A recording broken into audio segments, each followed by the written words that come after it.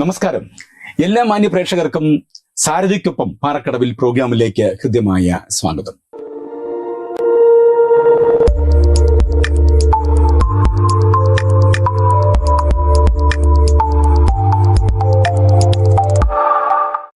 മലയാളത്തിന്റെ മണ്ണിൽ വൈദേശിക മിഷണറിയായ RF കുക്കും തന്റെ സഹധർമ്മിണി അന്നയും ചേർന്ന് പാകിയ പെന്തക്കോസ്തിന്റെ വിത്ത് പടർന്ന് പന്തലിച്ച് 100ന്റെ നിറവ് പിന്നിട്ട് മുൻപോട്ട് യാത്ര ചെയ്യുകയാണ്.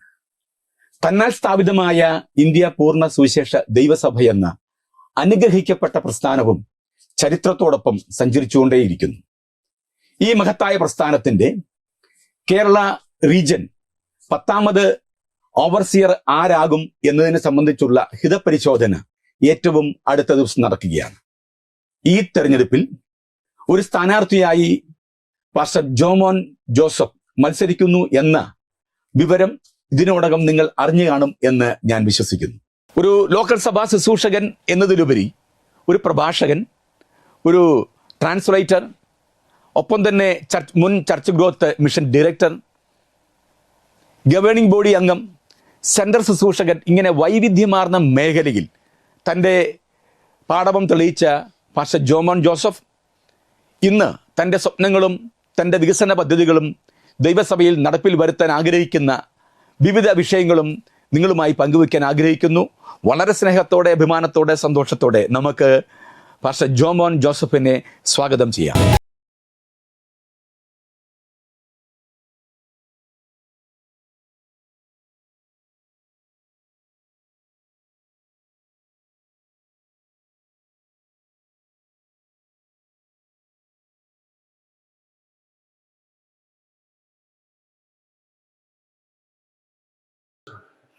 വളരെ സന്തോഷത്തോടും വളരെ അഭിമാനത്തോടും കൂടിയാണ് നമ്മൾ ഈ സൗഹൃദ സംഭാഷണം ആരംഭിക്കുന്നത്. ഇന്ത്യ പൂർണ്ണ സുവിശേഷ ദൈവസഭ കേരള റീജൻ ആ മകൾ പ്രസ്ഥാനത്തിന്റെ നേതൃത്വ സ്ഥാനത്തേക്കുള്ള ഹിതപരിശോധന ഒരു ദിവസം നടക്കുകയാണ്. അതിന്റെ ഒരു സ്ഥാനാർത്ഥി എന്ന നിലയിൽ നമുക്ക് ആ ഭാഷ തന്നെ ഉപയോഗിക്കാം. കാരണം മത്സരമായതുകൊണ്ട് സ്ഥാനാർത്ഥി എന്ന ഭാഷ തന്നെ ഉപയോഗിക്കാം. അല്ലെങ്കിൽ നേതൃത്വ സ്ഥാനത്തേക്ക് നിയുക്തനാകാൻ പോകുന്ന ഒരു വ്യക്തി, അങ്ങയുടെ സ്വപ്നങ്ങൾ, അങ്ങയുടെ പദ്ധതികൾ ദൈവസഭയെ സംബന്ധിച്ച് ആത്മീയവും ഭൗതികവുമായ നേതൃത്വത്തിൽ വന്നു കഴിഞ്ഞാൽ ചെയ്യേണ്ട കാര്യപരിപാടികൾ എന്തൊക്കെയാണെന്ന് വിശദീകരിക്കാനുള്ള ഒരു സൗഹൃദ സംഭാഷണമാണിത്. നമുക്ക് തുടങ്ങാം, അല്ലേ? ഹ്രസ്വകാല പദ്ധതികൾ, ദീർഘകാല പദ്ധതികൾ, ഒപ്പം തന്നെ അതിൽ തന്നെ അടിസ്ഥാനപരമായി സഭയുടെ വികസനത്തിന് വേണ്ടി ചെയ്യേണ്ട കാര്യങ്ങൾ, ഒപ്പം സാമൂഹ്യ ഉന്നമനത്തിന് സജ്ജരാക്കാൻ വേണ്ടി വിശ്വാസികളെയും സഭാജനങ്ങളെയും ഒപ്പം ശുശ്രൂഷകന്മാരെയും ഒക്കെ സജ്ജരാക്കാൻ വേണ്ടിയുള്ള സാമൂഹ്യ ഉന്നമന പദ്ധതികൾ, ക്ഷേമ പ്രവർത്തന പദ്ധതികൾ, ഇങ്ങനെ സുതാര്യമായ വിശാലമായ ബൃഹത്തായ ആശയങ്ങൾ സ്വപ്നങ്ങളും ക്രോഡീകരിച്ചുകൊണ്ട് കഴിഞ്ഞ ദിവസം നമ്മൾ തമ്മിൽ സംസാരിച്ചപ്പോൾ ഒരു കൈപ്പുസ്തകം എല്ലാവർക്കും, അഥവാ ഇലക്ഷൻ ആയതെന്ന് പറയാ, പ്രകടന പത്രിക എന്നൊക്കെ പറയുന്ന പോലെ നമ്മൾ ഒരു കൈപ്പുസ്തകം നമ്മൾ എന്താ ചെയ്യാൻ പോകുന്നതെന്ന് ജനങ്ങളെ ബോധ്യപ്പെടുത്തിയിരുന്നു. അതിൽ നിന്നും വ്യത്യസ്തമായി അല്പം കൂടി വിശാലമായി നമ്മുടെ മനസ്സിൽ ഇനി എന്തൊക്കെയാണ് പറയാൻ പോകുന്നത്, ചെയ്യാൻ പോകുന്നത് എന്നാണ് നമ്മൾ ഈ പ്രോഗ്രാമിലൂടെ അവതരിപ്പിക്കുന്നത്. വളരെ സന്തോഷത്തോടു കൂടി സാരഥിയോടൊപ്പം പാറക്കടവിൽ ഈ പ്രോഗ്രാം നമുക്ക് ആരംഭിക്കാം. എങ്ങനെ കാണുന്നു ഈ തെരഞ്ഞെടുപ്പിനെ? അടിസ്ഥാനപരമായിട്ട് ചിന്തിച്ചാൽ ഒട്ടനവധി മാറ്റങ്ങൾ ഉണ്ടാകേണ്ടതായിട്ടുണ്ട്. അത് വരുത്താൻ കഴിയുമെന്നുള്ള ശുഭാപ്തി വിശ്വാസം ഉള്ളതുകൊണ്ട് തന്നെയാണ് പ്രിന്റ് ചെയ്ത് ഈ കാര്യങ്ങൾ നമ്മൾ മുമ്പ് ഇറക്കിയിട്ടുള്ളത്. അത് ഞാൻ പ്രകടന പത്രിക എന്ന് സാറ് പറഞ്ഞെങ്കിൽ ഞാൻ അതിനെ കെയ്റോസ് എന്ന് മാത്രമാണ് വിളിക്കുന്നത്. അപ്പൊ തീർച്ചയായിട്ടും ഞാൻ വിശ്വസിക്കുന്ന, അല്ലെങ്കിൽ വിശ്വാസ സമൂഹം കാണുന്ന, അവരാഗ്രഹിക്കുന്ന ഈ പദ്ധതികൾ ചെയ്തെടുക്കാൻ കഴിയും എന്നുള്ള ഉറച്ച വിശ്വാസത്തിലാണ് അത് പ്രിന്റ് ചെയ്ത് നമ്മൾ അത് ചെയ്തിരിക്കുന്നത്. തീർച്ചയായിട്ടും ആ പ്രിന്റിങ്ങിലൂടെ അല്ലെങ്കിൽ വായിച്ചിട്ടുള്ള ആളുകൾ, ധാരാളം ആളുകൾ അത് പലരുമായിട്ട് പങ്കുവെക്കുകയും ആശയങ്ങൾ, ഒരു പുതിയ ആശയം, ഒരു നവീന ആശയം സഭയുടെ ഉന്നമനത്തിനും അടിസ്ഥാനപരമായി വികസനത്തിനും വേണ്ടി കൊണ്ടുവരുന്നു എന്നുള്ള ഒരു ചിന്ത ജനങ്ങളിലും ഒപ്പം തന്നെ വോട്ട് ചെയ്യാൻ നിയുക്തരായിരിക്കുന്ന ശുശ്രൂഷന്മാരിലും ഉണ്ടായിട്ടുണ്ട് എന്ന് നമുക്കറിയാം. അങ്ങനെയാണെങ്കിൽ നമുക്ക് ആരംഭിക്കേണ്ടത് ആദ്യത്തെ അടിസ്ഥാനപരമായി ഉണ്ടാകേണ്ട മാറ്റങ്ങൾ എന്തൊക്കെയാണ്? കാരണം സ്വതന്ത്രമായി പ്രവർത്തിക്കാൻ വേണ്ടിയും പ്രത്യേകിച്ച് കേരള റീജിയനിൽ ഉണ്ടാകേണ്ട ഈ 50 വർഷം കഴിഞ്ഞല്ലോ, ഇതൊക്കെ അല്ലേ, 50 വർഷം കഴിഞ്ഞു. അങ്ങനെയാണെങ്കിൽ ഇപ്പോൾ ഉണ്ടാകേണ്ട അടിസ്ഥാനപരമായി മാറ്റങ്ങൾ എന്തൊക്കെയാണ് അങ്ങ് ആഗ്രഹിക്കുന്നത്? അടിസ്ഥാനപരമായ മാറ്റങ്ങൾ, ഇതുവരെ വന്നിട്ടുള്ള മാറ്റങ്ങൾ അത് അംഗീകരിച്ചുകൊണ്ട് തന്നെയാണ് ഇനിയുള്ള ചില മാറ്റങ്ങൾക്ക് വിശ്വാസ സമൂഹവും ദൈവദാസന്മാരും ആഗ്രഹിക്കുന്ന ചില മാറ്റങ്ങളുണ്ട്. അതിലൊന്നാമതായിട്ടുള്ള മാറ്റം എന്ന് പറയുന്നത് നമ്മുടെ ഓഫീസ് സമുച്ചയത്തിന് തന്നെ അതിൻ്റെ ഒരു മുഖച്ഛായയ്ക്ക് തന്നെ ഒരു മാറ്റം ഉണ്ടാകും. തീർച്ചയായിട്ടും അത് ശുശ്രൂഷകന്മാരും ദൈവദാസന്മാരും ദൈവമക്കളും ഒക്കെ ആഗ്രഹിക്കുന്ന ഒരു വലിയ കാര്യമാണ്. ഓഫീസ് സമുച്ചയത്തിന് ഒരു നല്ലൊരു മാറ്റം ഉണ്ടാകണം, കാലോചിതമായ ഒരു മാറ്റം. തീർച്ചയായിട്ടും അത് അവർ ആഗ്രഹിക്കുന്ന ഒരു കാര്യമാണ്. ദൈവസഭ ആഗ്രഹിക്കുന്ന മറ്റൊരു കാര്യം എന്ന് പറയുന്നത് സ്ഥിരമായ ഒരു കൺവെൻഷൻ സ്റ്റേജ് നമുക്കുണ്ടാകണം. ഇപ്പോൾ ഒരു സ്റ്റേഡിയം നമുക്കുണ്ട്, സ്റ്റേജ് ഉണ്ടാകണം. അത് അവർ ആഗ്രഹിക്കുന്ന കാര്യം. അപ്പോൾ അതിന് ഇപ്പം നിലനിൽക്കുന്നത് നമുക്ക് സാറിനറിയാം, കണ്ണടിക്കടവ് ഭാഗത്തുള്ള ഒരു കണ്ടമാണ്. അത് കരഭൂമിയാക്കേണ്ടതായിട്ടുണ്ട്. അത് അങ്ങനെ ആക്കിക്കൊണ്ട് സ്ഥിരമായിട്ടുള്ള ഒരു സ്റ്റേജ് അത് നമുക്ക് ആവശ്യമുണ്ട്. നിയമപരമായി ലഭിക്കേണ്ട എല്ലാ അനുമതിയോടുകൂടി തന്നെ അതിനെ കരഭൂമിയാക്കി ഒരു സ്ഥിരം ഒരു സ്റ്റേജ്, കൺവെൻഷൻ സ്റ്റേജ് ഉണ്ടാക്കുക. ഇതൊക്കെ സഭയുടെ അടിസ്ഥാന ആവശ്യങ്ങളാണ്. മറ്റെന്താണ് ആഗ്രഹിക്കുന്നത്? മറ്റ് ആവശ്യങ്ങൾ എന്ന് പറയുന്നത് നമുക്ക് ഒരു ഓഡിറ്റോറിയം ആവശ്യമുണ്ട്. അത് സഭയ്ക്ക് വരുമാനം വരുത്തുന്ന തരത്തിലുള്ള ഒരു ഓഡിറ്റോറിയം നമ്മുടെ ആവശ്യങ്ങൾക്കും അതുപോലെ പൊതുജനത്തിന് പ്രയോജനപ്പെടുകയും ദൈവസഭയ്ക്ക് അതുകൊണ്ട് വരുമാനമുണ്ടാകുന്ന ഒരു കാര്യമാണ് ഓഡിറ്റോറിയം എന്നുള്ളത്. അപ്പോൾ അത് നമ്മുടെ ഒരു സ്വപ്ന പദ്ധതി കൂടിയാണ്. കാരണം ഈ ദൈവസഭയുടെ ഓഫീസ് സമുച്ചയങ്ങളും അല്ലെങ്കിൽ ഇപ്പോഴുള്ള ഓഫീസും അനുബന്ധമായ കെട്ടിടങ്ങളും പിന്നെ ഗ്രൗണ്ടും അല്ല MC റോഡിന്റെ സൈഡ് ആയതുകൊണ്ട് തന്നെ അല്ലെ, റോഡ് സൈഡിലായതുകൊണ്ട് വളരെ വാഹനങ്ങൾ പാർക്ക് ചെയ്യാനും വന്നു പോകാനും ആൾക്കാർക്ക് ഗതാഗത സൗകര്യം കൂടുതലുള്ളതുകൊണ്ട് അത്തരത്തിലുള്ള വികസനം ഉണ്ടായാൽ അല്പം കൂടി സാമ്പത്തിക മേന്മ ഉണ്ടാകുകയും ജനങ്ങൾക്കത് പ്രയോജനപ്പെടുകയും തന്നെ പ്രയോജനപ്പെടും. അതുപോലെ തന്നെ മറ്റെന്താണ് ഇതിനോട് ബന്ധപ്പെട്ട് പങ്കുവെക്കാനുള്ളത്? സാറേ, മറ്റു പ്രസ്ഥാനങ്ങളെ വെച്ച് നോക്കുമ്പോൾ ഇതൊക്കെ വളരെ അടിയന്തരമായിട്ട് ദൈവസഭ ആഗ്രഹിക്കുന്ന കാര്യമാണ്. ദൈവസഭ എന്ന് പറയുന്നത് ദൈവസഭ എന്ന് പറയുന്നത് നമ്മൾ എന്നുള്ള അർത്ഥത്തിൽ ഞാൻ പറയുക, ആഗ്രഹിക്കുന്ന ഒരു വലിയ കാര്യമാണ്. അതിനോട് ചേർന്ന് ദൈവസഭയുടെ സ്റ്റേജ് മാത്രമല്ല, ചുറ്റുമതിൽ കെട്ടി ഉള്ള ചില ക്രമീകരണങ്ങളൊക്കെ അതിനോട് ചേർന്ന് വരുന്നുണ്ട്. പല വിധത്തിലുള്ള പ്രവർത്തനങ്ങൾ അതിനോട് ചേർന്ന് ചെയ്യാൻ, നിർമ്മാണ പ്രവർത്തനങ്ങൾ. ഞാൻ നിർമ്മാണ പ്രവർത്തനം എന്ന് പറഞ്ഞ് ഒരൊറ്റ വാക്കിൽ ഒതുക്കുകയല്ല ചെയ്യുന്നത്. നിർമ്മാണ പ്രവർത്തനം എന്തൊക്കെയാണ് എന്ന് കെയ്റോസിലൂടെ ഞാൻ പറഞ്ഞിട്ടുണ്ട്. അത് പറയാനുള്ള ആർജവം എന്ന് പറയുന്നത് ഇത് പറഞ്ഞിട്ട് പോകാനല്ല, ചെയ്യാനാണ്. അപ്പോൾ ആ ആർജവത്തിൽ നിന്നുകൊണ്ട് തന്നെയാണ് ഞാൻ സംസാരിക്കുന്നത്. ഒറ്റ വാക്കിൽ നിർമ്മാണ പ്രവർത്തനം ചെയ്യും എന്ന് പറഞ്ഞിട്ട് ദൈവസഭയെ കബളിപ്പിക്കുന്ന ഒരു പദ്ധതിയല്ല, ചെയ്യാൻ വേണ്ടി തന്നെയാണ് ഇതിനോടനുബന്ധിച്ചുള്ള കാര്യങ്ങൾ ചെയ്ത് മുന്നോട്ട് പോകും. അതിന് ദൈവം അവസരം തരും എന്ന് ഞാൻ വിശ്വസിക്കുന്നു. 50 വർഷം പിന്നിടുന്ന ഈ കേരള റീജിയന്റെ ഈ പ്രവർത്തനങ്ങൾ നമ്മൾ പഠിച്ചു കഴിഞ്ഞ്, പ്രത്യേകിച്ച് ഇന്നും ഒരു ചെറിയ ഒരു ഓഫീസ് സമുച്ചയവും മറ്റ് അടിസ്ഥാനപരമായി വികസിക്കേണ്ട ഒരുപാട് കാര്യങ്ങൾ ഉള്ളതുകൊണ്ട് തന്നെയാണ് ഇത്തരം ഒരു തീരുമാനം എടുക്കാനും അതിനുവേണ്ടി തന്നെ പ്രഥമമായ പരിഗണന കൊടുക്കുന്നത് അല്ലേ? തീർച്ചയായും. ദൈവസഭയുടെ ചൂടും ചൂരും എന്ന് പറയുന്നത് ശുശ്രൂഷകന്മാരാണ്. കാരണം സഭാജനങ്ങളെ ആർജവത്തോടുകൂടി ചേർത്ത് നിർത്താൻ, സഭയോടൊപ്പം ആത്മാർത്ഥമായി നിർത്താൻ എപ്പോഴും ഭഗീരഥ പ്രയത്നം നടത്തുന്ന ഒരു കൂട്ടം ആളുകളാണ് സമർപ്പണമുള്ള ശുശ്രൂഷകർ. അങ്ങൊരു ശുശ്രൂഷകനാണ്. സെന്റർ ശുശ്രൂഷകൻ ആയതുകൊണ്ട്, ഒരു ശുശ്രൂഷ പദവിയിൽ നിന്നും സെന്റർ ശുശ്രൂഷയിലേക്ക് വന്ന ഒരു വ്യക്തി ആയതുകൊണ്ട് ഇതിന്റെ എല്ലാ കാര്യങ്ങളും വ്യക്തമായി അറിയാവുന്നതാണ്. കാലികമായി എന്താണ് ഒരു മാറ്റം ഇതിനുണ്ടാകേണ്ടത്, അവരനുഭവിക്കുന്ന ആ കഷ്ടപ്പാടും ബുദ്ധിമുട്ടും സഭയുടെ മറ്റ് പ്രശ്നങ്ങളൊക്കെ ഇതിനൊരു മാറ്റം ഉണ്ടാകേണ്ടത്. ദൈവദാസന്മാർ അനുഭവിക്കുന്ന ബുദ്ധിമുട്ടുകളുണ്ട്. 45 പരം വർഷം എൻ്റെ പിതാവ് ഒരു പാസ്റ്ററായിരുന്നു. അപ്പൊ അതുകൊണ്ട് ഇത് പറയാതെ തന്നെ ദൈവദാസന്മാരെ അവരുടെ ബുദ്ധിമുട്ടുകൾ എന്തെന്ന് അവരുടെ വീട്ടിൽ ചെല്ലുമ്പോൾ അല്ലെങ്കിൽ അവരുടെ സാഹചര്യം കാണുമ്പോൾ നിർബന്ധമായിട്ടും അത് മനസ്സിലാക്കാൻ കിട്ടുന്നതേ ഉള്ളൂ. അതനുഭവിച്ച് വളർന്ന ഒരാൾ തന്നെയാണ്. അതുകൊണ്ട് എനിക്ക് ദൈവദാസന്മാരുടെ ബുദ്ധിമുട്ടുകൾ എന്താണെന്ന് വളരെ വ്യക്തമായിട്ട് മനസ്സിലാവും. വിശ്വാസ സമൂഹത്തിൽ ഒരുപറ്റം ആളുകളുണ്ട്, സഹായം ആവശ്യമുള്ള ആളുകളുണ്ട്. അതുകൊണ്ടാണ് കെയ്റോസ് എന്ന് പറയുന്ന നമ്മുടെ ആ ചെറിയ കൈപ്പുസ്തകത്തിൽ ആ കാര്യങ്ങൾ വളരെ വ്യക്തമായിട്ട് പറഞ്ഞിട്ടുണ്ട്. നിർധരരായിട്ടുള്ള വിശ്വാസികളുണ്ട്, അവരെ സഹായിക്കുന്ന ചില പദ്ധതികൾ നമ്മൾ ആവിഷ്കരിച്ചിട്ടുണ്ട്. ഒന്നാമതായിട്ട് അവർക്ക് ചികിത്സാ സഹായങ്ങൾ നൽകുക, വിദ്യാഭ്യാസ സഹായം കൊടുക്കുക, അതുപോലെ വിവാഹ സഹായം കൊടുക്കുക. ഇതൊക്കെ വിശ്വാസികളെ സംബന്ധിച്ച് നമ്മൾ ആഗ്രഹിക്കുന്ന പദ്ധതികളാണ്. അടിസ്ഥാനപരമായിട്ട് ആവശ്യമുള്ള വിശ്വാസികളിലേക്ക് ഇറങ്ങിച്ചെന്ന് നമ്മൾ ചെയ്യാൻ ആഗ്രഹിക്കുന്ന പദ്ധതി. ഇന്ന് നമുക്കറിയാമല്ലോ, സംഘടന കൊണ്ട് ശക്തരാകൂ, ബുദ്ധി കൊണ്ട് പ്രബുദ്ധരാകൂ എന്ന ശ്രീനാരായണ ഗുരു പറഞ്ഞ പോലെ നവോത്ഥാനം എന്ന് പറയുന്നത് അടിസ്ഥാനപരമായി വിദ്യാഭ്യാസത്തിലൂടെ ഉണ്ടാകുന്നത്.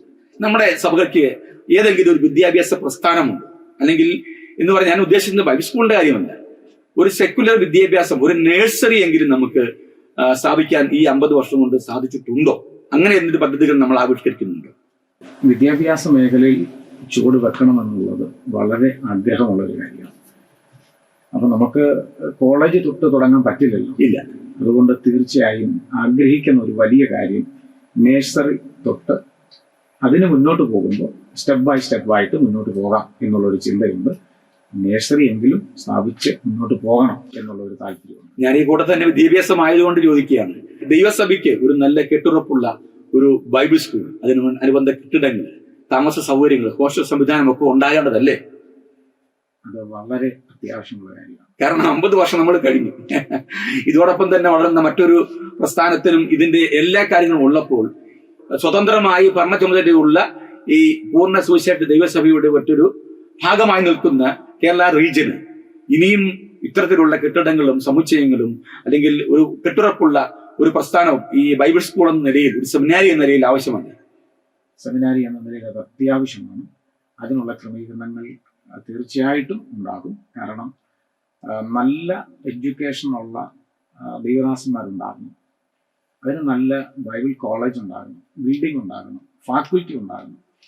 എൻ്റെ ഒരു വീക്ഷണം എന്ന് ഞാൻ പറയുന്നത് ദൈവസഭയുടെ വീക്ഷണമാണ്. തീർച്ചയായും ഞാൻ മത്സരിക്കുന്നു എന്നറിഞ്ഞുകൊണ്ട് ധാരാളം ആളുകൾ എന്നെ വിളിച്ചിട്ടുണ്ട്.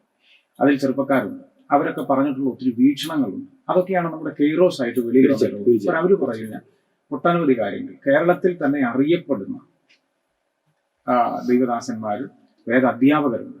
അപ്പോൾ അവരെയൊക്കെ കൊണ്ടുവന്ന് പഠിപ്പിക്കുന്ന ഉന്നതമായ ഒരു കലാലയമായിട്ട് ബൈബിൾ കോളേജ് മാറണം എന്നുള്ള ഒരു വലിയ ആഗ്രഹമുണ്ട്. അത് തീർച്ചയായിട്ടും നടക്കും. ഞാൻ കണ്ടുപിടിച്ചതും ഞാൻ അറിഞ്ഞിട്ടുള്ളതും ഞാൻ കാണുന്നതും നമ്മളിപ്പോൾ കണ്ടുവരുന്നതും ദൈവസഭയുടെ കൺവെൻഷൻ വേദികളിൽ ദൈവസഭയുടെ ഇപ്പോൾ ഇപ്പോൾ വർത്തമാന കാലത്തിൽ ദൈവസഭയിൽ അംഗങ്ങൾ തന്നെ പ്രസംഗിക്കുന്നവർ ജനറൽ കൺവെൻഷനിൽ, അതൊരു വലിയ പ്രത്യേകതയാണ്, ഞാൻ അഭിമാനക്കൊള്ളുന്നു. എന്നാൽ ഈ റീജിയൻ പോലുള്ള ഈ പ്രസ്ഥാനത്തിലും ഇത്തരത്തിലുള്ള ശക്തന്മാരായ ദൈവദാസന്മാർ എഴുന്നേൽക്കുന്നു. സുവിശേഷത്തിന് വേണ്ടി പ്രസംഗിക്കുന്നവർ കൺവെൻഷൻ പ്രസംഗകരായിട്ടും നല്ല വേദാധ്യാപകരായിട്ടും എഴുന്നേൽക്കേണ്ടത് ആവശ്യമില്ല ഈ കാലഘട്ടത്തിൽ. റീജിയന്റെ അകത്ത് പ്രസംഗിക്കുന്ന ഒട്ടനവധി ആളുകളുണ്ട്. നല്ലതുപോലെ ദൈവവചനം ശുശ്രൂഷിക്കുന്ന ദൈവദാസന്മാരുണ്ട്. അവർക്ക് പ്രത്യേകമായിരിക്കുന്ന വേദികൾ വെളിയിൽ ലഭ്യമാകുന്നുണ്ട്. അത്ര തന്നെ നമ്മുടെ റീജിയന്റെ അകത്ത് ലഭിക്കുന്നുണ്ട് എന്നുള്ളൊരു സന്ദേഹം എനിക്കുമുണ്ട്. ആ ഭാഗം നമ്മൾ പരിഹരിക്കും. നല്ല നിലയിൽ ദൈവവചനം പഠിപ്പിക്കുന്ന പ്രസംഗിക്കുന്ന ദൈവദാസന്മാരുടെ ഒരു ശേഖരം തന്നെ, അതായത് മാറ്റിവെക്കാൻ കഴിയാത്ത തരത്തിലുള്ള ശേഖരം തന്നെയുണ്ട്. അവർക്ക് വേദികൾ ഉണ്ടാകണം. വേദികൾ റീജിയന്റെ അകത്തുണ്ടാകും. അവർക്ക് ജനറൽ കൺവെൻഷൻ വേദികളിൽ ഉണ്ടാകും. ക്യാമ്പ് നടക്കുന്ന സമയങ്ങളിലൊക്കെ ഉണ്ടാകും. എഴുത്തുകാരുണ്ട്, പ്രഭാഷകരുണ്ട്, നല്ല നിലയിൽ പ്രവർത്തിക്കുന്നത്, എല്ലാ നിലയിലും ആത്മീയ ശുശ്രൂഷ ചെയ്യുന്ന നല്ല കരുത്തുള്ള കാമ്പുള്ള ആളുകൾ എഴുന്നേൽക്കണം. അതാണ് നമ്മുടെ സ്വപ്നം. നമ്മളിപ്പോൾ പറഞ്ഞു വരുന്നത് സഭയ്ക്കുണ്ടാകേണ്ട അടിസ്ഥാനപരമായി നിർമ്മാണ വികസന പ്രവർത്തനങ്ങളെ കുറിച്ചാണ്. എന്നാൽ ഇതിനെയൊക്കെ ചുമക്കുന്ന ഒരു കൂട്ടം ആളുകളുണ്ട്. വളരെ ആത്മഭാരത്തോടുകൂടി, ഒരുപക്ഷെ കണ്ണീരോടുകൂടി, ഈ ചെറിയ വികസനം അധികം ലഭ്യമല്ലാത്ത നിലയിലുള്ള ചെറിയ പാർസലുകളിലൊക്കെ ഇരുന്ന് കണ്ണീരോടുകൂടി കരഞ്ഞ് പ്രാർത്ഥിക്കുന്ന, നിലവിളിക്കുന്ന, സഭയുടെ വികസനത്തിന് വേണ്ടി ആഗ്രഹിക്കുന്ന ഒരുപാട് ശുശ്രൂഷകരും അവരുടെ കുടുംബവും അവർക്ക് വേണ്ടിയുള്ള പദ്ധതികൾ എന്തൊക്കെയാണ്? നമുക്കറിയാം, ഒരു ശുശ്രൂഷകൻ മരിച്ചു കഴിഞ്ഞാൽ തന്റെ കുടുംബം അനാഥമായി പോകുന്ന കാഴ്ചയാണ് ഈ സഭയിൽ മാത്രമല്ല എല്ലായിടത്തും. അവർക്ക് വേണ്ടിയുള്ള എന്തെങ്കിലും ക്ഷേമ പദ്ധതികളുണ്ടോ? വികസനത്തിന് വേണ്ടി അവരെ പ്രേരിപ്പിക്കുന്ന തരത്തിലുള്ള ഏതെങ്കിലും നിലയിലുള്ള പദ്ധതികൾ നമ്മൾ ആവിഷ്കരിച്ചിട്ടുണ്ട്. എന്താണ് ശുശ്രൂഷന്മാരുമായുള്ള ബന്ധത്തിൽ നമുക്ക് ചെയ്യാൻ പറ്റുന്ന, നമ്മൾ ചെയ്യും എന്ന് പറയാൻ പറ്റുന്ന വികസന പദ്ധതികൾ? ഒന്നാമതായിട്ട് ദൈവദാസന്മാർ ശുശ്രൂഷിക്കുന്ന വിശ്വാസികൾ കുറഞ്ഞ സഭകളുണ്ട്. അവിടെയുള്ള ദൈവദാസന്മാരെ സാമ്പത്തികമായി സഹായിക്കുന്ന, അവർക്ക് എല്ലാ മാസത്തിലും ഗ്രാന്റ് അനുവദിക്കുന്ന ഒരു പദ്ധതി നമ്മൾ ആവിഷ്കരിക്കുന്നുണ്ട്. നിലവിൽ അതില്ല. ചെറിയ സഭകളിൽ ശുശ്രൂഷിക്കുന്ന ദൈവദാസന്മാർക്ക് തീർച്ചയായും അത് ചെയ്തേ പറ്റും.